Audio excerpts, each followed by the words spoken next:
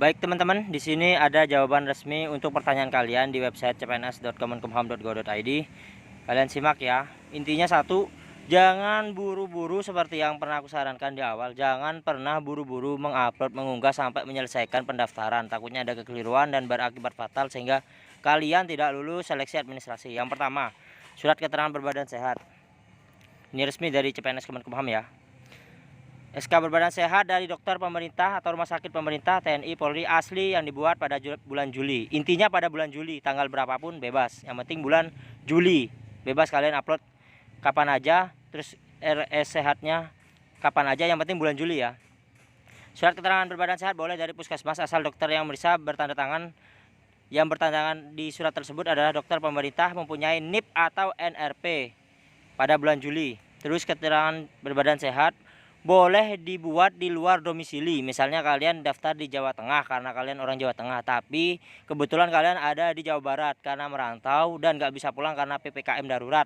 Kalian bisa membuatnya di luar domisili, asal yang bertanda tangan dokternya mempunyai NIP dan NRP dari dokter pemerintah atau rumah sakit pemerintah, TNI, Polri atau puskesmas. Bagi pelamar kualifikasi SLTA sederajat, penjaga tahanan dan pemeriksa keimigrasian wajib mencantumkan tinggi dan berat badan sesuai dengan hasil pengukuran. Terus untuk surat lamaran, ini yang paling penting. Surat lamarannya ditujukan kepada Menkumham. Boleh diketik komputer atau tulis tangan, materai 10.000. Ditandatangani dengan pena bertinta warna hitam. Surat lamaran bisa diunduh ya.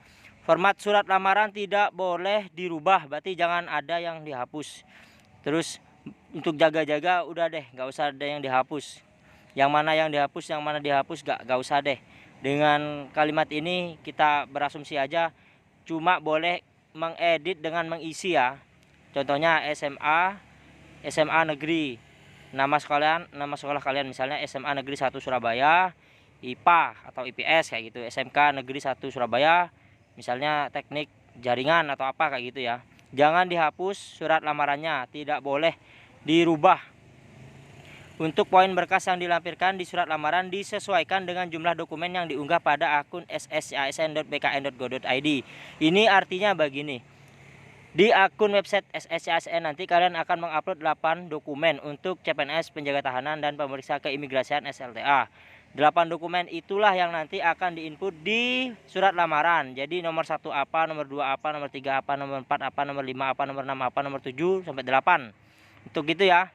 Tapi misalnya kalau kalian udah terlanjur dan sudah mengakhiri pendaftaran dan kalian hanya menginput 6 nomor saja, selagi insya Allah loh ya.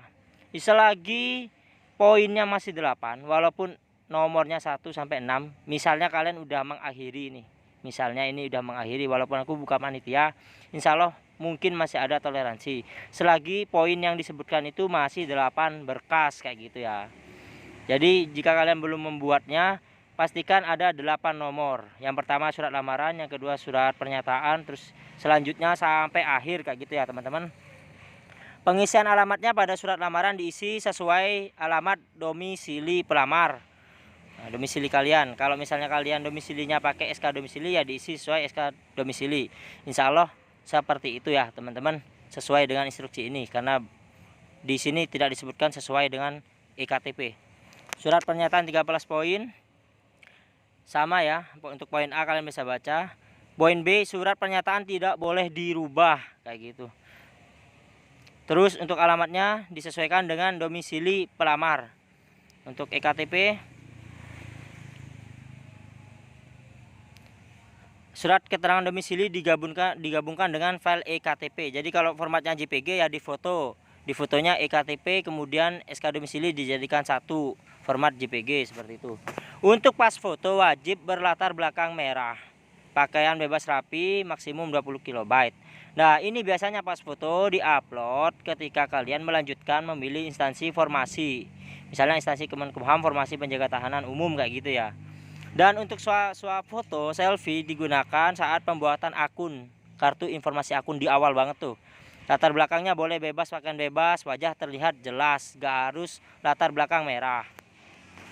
Terus kemudian untuk ijazahnya asli tetap ya. Kemudian transkrip nilai atau daftar nilai atau SKUN asli diupload salah satu. Apabila tidak ada ujian nasional, maka silahkan upload nilai yang ada di belakang ijazah. Mungkin ini kalau tidak ada ujian nasional untuk tahun 2020 ya. Jadi diupload yang di belakang ijazah. Terus nilai yang diinput di SSCASN adalah nilai rata-rata ujian nasional atau ujian akhir nasional. Pilih salah satu, bukan nilai rapot. Kemudian bagi yang lulusan 2021 nggak punya ijazah, bisa pakai SKL sebagai pengganti ijazah. Dimana SKL memuat daftar nilai sementara atau daftar hasil ujian nasional atau ujian akhir, bukan daftar nilai raport. Jadi SKL itu kan biasanya ada nilainya itu, kan ada tulisannya ujian akhir sekolah atau ujian akhir nasional kayak gitu ya. Itulah yang mungkin nanti jadi dasar dari daftar nilai sementaranya.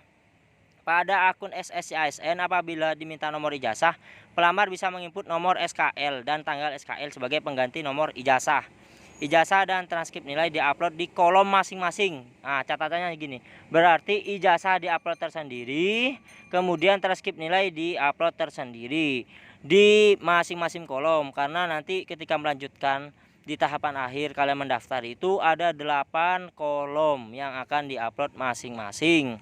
Kayak gitu ya teman-teman. Gimana kalau misalnya ijazah mungkin terlanjur diupload dengan transkrip nilai? Ya mungkin insya Allah tidak masalah, yang penting ada ijazahnya. Misalnya dalam satu ijazah PDF itu ya, satu PDF diupload ijazah dan transkrip nilai.